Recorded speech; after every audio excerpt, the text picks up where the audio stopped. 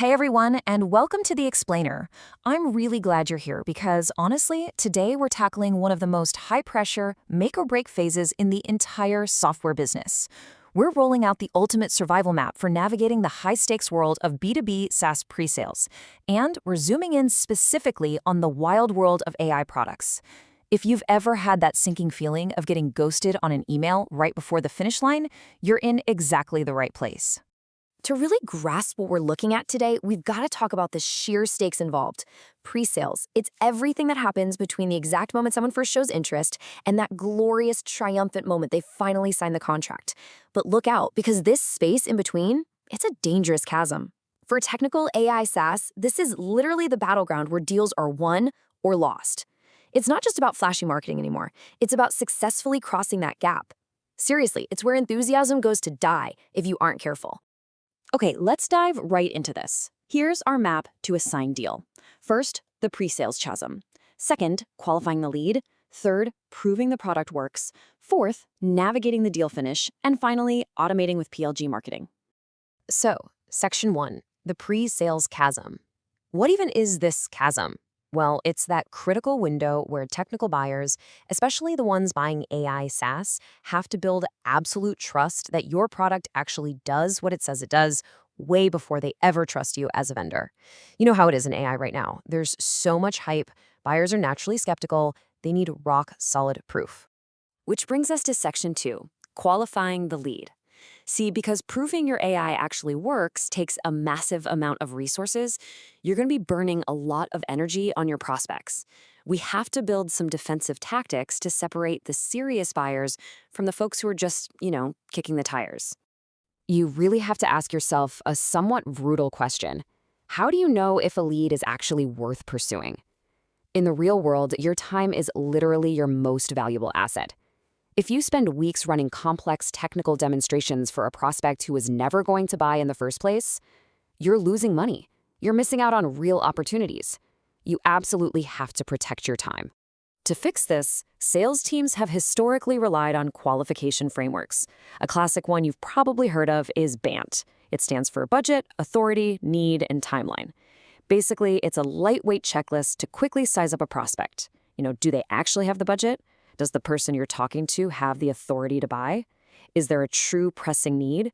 And is there a timeline to act on it?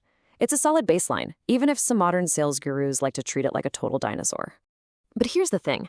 As your deals get bigger, a lightweight checklist just won't cut it. You have to contrast BANT with the heavy-duty frameworks, things like MEDDIC or MEDDPICC. These are intense, rigorous frameworks built for longer, higher-value enterprise sales cycles. They force much deeper questions, like what quantifiable metrics actually matter here, who is the true economic buyer, and most importantly, it forces you to find your champion. Now, understanding what a champion really is can absolutely make or break your deal. A champion isn't just someone who thinks your user interface looks cool. It's a person inside the prospect's organization who actively wants you to win, and they advocate for you internally, especially in those private closed-door meetings where you aren't even in the room. Deals that don't have an internal champion fighting for them behind the scenes, they stall out way, way more often. You need someone on the inside wearing your jersey. All right, Section 3, proving the product works. This is the ultimate showdown. You've qualified the lead, you've found your champion, and now you have to actually prove the immense value of your AI tool. This whole escalation of commitment follows a very clear chronological path of earning trust. It starts with the discovery call, moves into the demo, and frequently ends up in a proof of concept, a POC, or a pilot. And with every single step, it requires more time and more trust from both sides. Step 1 is that discovery call. This is your first real sales conversation. But notice what it's not. It is not a pitch. The discovery call should be completely focused on understanding the prospect's problem, their current workflows, their budget, and how they actually make decisions. Good discovery makes every single step after it so much easier. If you skip this, you end up with those disastrous demos where you're talking for an hour straight, answering questions literally nobody asked. It's a guaranteed way to get yourself muted on a Zoom call. Because there is a golden rule in pre-sales. Demo to the pain, not the whole product. When you get to the demo stage, it has to be a guided walkthrough that is perfectly tailored to the exact problem you uncovered back in that discovery call. Doing a boring, generic feature tour, clicking every single button in your software, that is the fastest way to put your prospect to sleep. You have to show them exactly how you solve their specific pain. After a successful demo, especially in enterprise deals, you'll usually move to a POC or a pilot, and it's really vital to understand the difference between the two. A proof of concept, a POC, is a highly scoped, time-boxed trial. The prospect tests the product against a real use case using their real data just to prove it works. You have to agree on clear success criteria upfront, right? Otherwise, a POC will just drag on forever without ever converting to a sale.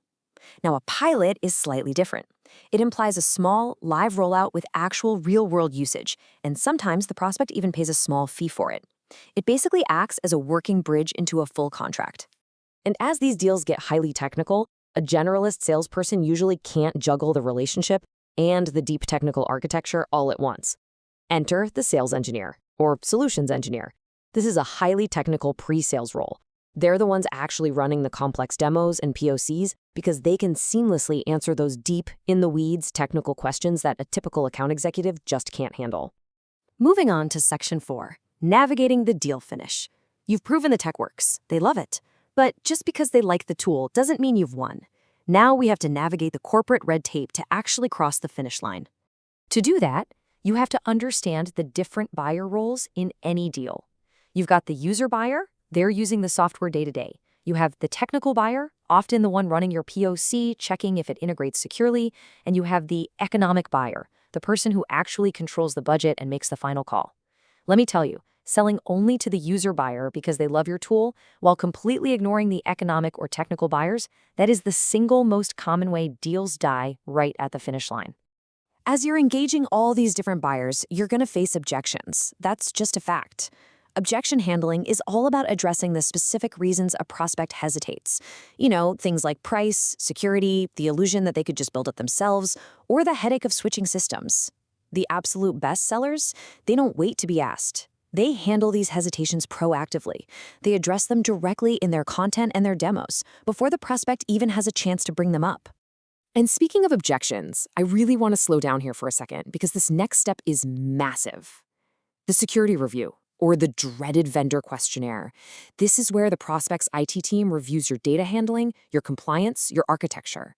For AI SaaS deals specifically, this is an increasingly massive hurdle. Buyers are absolutely terrified of where their proprietary data and their prompts might go when they use AI. You have to be incredibly prepared to survive this level of technical scrutiny. Now, the length of this whole journey varies wildly depending on your product. A self-serve, product-led growth, or PLG cycle, that can literally take minutes. But a massive enterprise sales cycle with its complex POCs and stringent security reviews, that can take 6 to 18 months. This completely changes how you track active deals in your CRM. The word pipeline means something entirely different when a deal takes a year to close versus 5 minutes.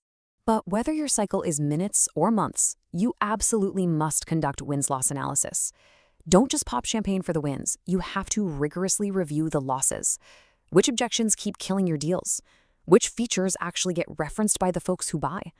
Feeding this pattern data back to your product and marketing teams is absolutely essential if you want to keep improving. All right, final stretch. Section 5, automating with PLG marketing. Because look, pre-sales doesn't happen in a vacuum. A really strong marketing setup can actually automate massive chunks of this entire pre-sales gauntlet. In a product-led growth motion, most of your pre-sales effort isn't actually done by a human sitting on a Zoom call. Instead, your product experience, your bottom-of-funnel web pages, your clear pricing strategy, your paywall, they effectively become your automated pre-sales team. A self-serve free trial, that becomes your automated proof of concept. Your website's objection-handling content, that means fewer things a salesperson ever has to explain manually. The product itself is doing the heavy lifting. So I'll leave you with this. Look at your own setup right now. Is your product actually doing the pre-sales work for you? Or are you forcing expensive human salespeople to manually cross a chasm that your product experience should be bridging automatically? It's a critical question if you want to scale any modern AI SaaS. Thank you so much for joining me on this explainer, and I really hope you use this survival guide to go out there and win those deals.